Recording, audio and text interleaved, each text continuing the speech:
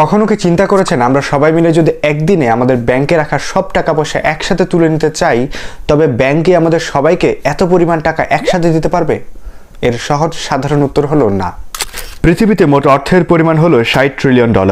এই $60 ট্রিলিয়ন মধ্যে বাস্তব দুনিয়ায় মুদ্রা বা কারেন্সি হিসেবে মাত্র $6 ট্রিলিয়ন এক্সিস্ট করে।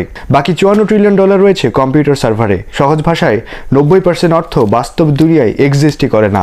আমরা দৈনন্দিন জীবনে যে নোটগুলো কেনাবেচার ক্ষেত্রে ব্যবহার করি, এটি ওই মাত্র 10% অর্থের একটা ছোট্ট অংশ মাত্র।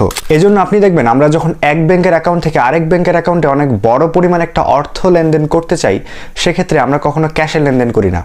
সুতরাং আমরা যদি একদিনে সবাই মিলে আমাদের ব্যাংকে গচ্ছিত সব টাকা পয়সা একসাথে তুলে নিতে চাই, সেক্ষেত্রে ব্যাংকের পক্ষে কোনোভাবে আমাদের এত পরিমাণ টাকা দেওয়া সম্ভব নয়, কারণ ব্যাংকের কাছে এত পরিমাণ নোটই নেই। অর্থাৎ $60 ট্রিলিয়ন বাকি $54 ট্রিলিয়ন কম্পিউটার সার্ভারে, অর্থাৎ আমাদের বিকাশ